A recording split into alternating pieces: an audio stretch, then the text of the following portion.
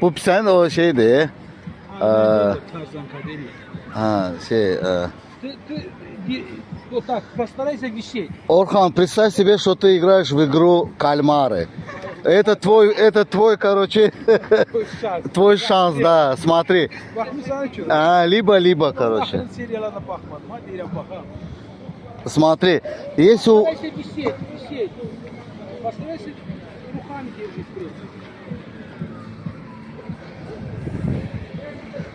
Давай. Küçük koldan salma. O mənim çəkimlə... Əsas Aysa onun heç. Misal üçün Orxan çəkisi yoxdur, görsən nətər bu... Mən bir səndən necə olacaq, mən belə... Mən sırası gedəcəm, ha. Молодец. Başlayın bırak.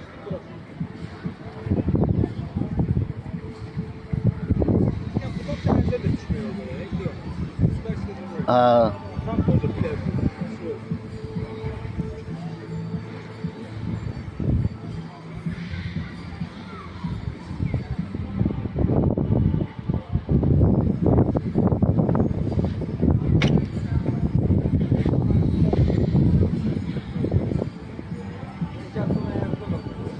Yavaş ha, bax.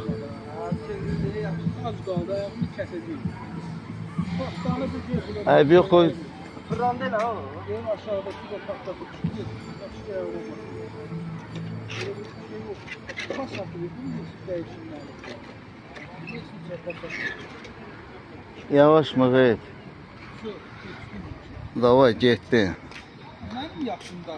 Ala yaxşı da yaşında. Sənin yaşın nə yaşın var? Zamanlarda fit görsən sən ha. Ay sağ ol, yaşında. Sən elə görməmisən, sən də bəsdir. Başqa bir şey.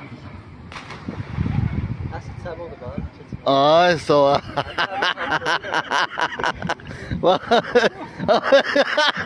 Sən düz eləmədin. Ay sağ ol, dəyişdir. Ay sağ ol. Sən Haydi. Əşi, davay getdin. Sama qlavna. Tələsmə. Göt də. Samqlan подтягивайся. Ay sağ, подтягивайся. Ay sağ. Əsas qollarıma güc ver. Ayaqlarıma yox, qollarıma.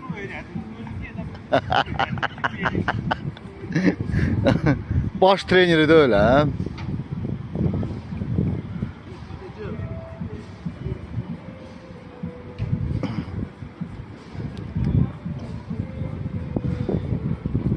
İndi представить elə sən aşağıdakı ip görsənmir. Mən minsəm var, вообще görsənməyəcək.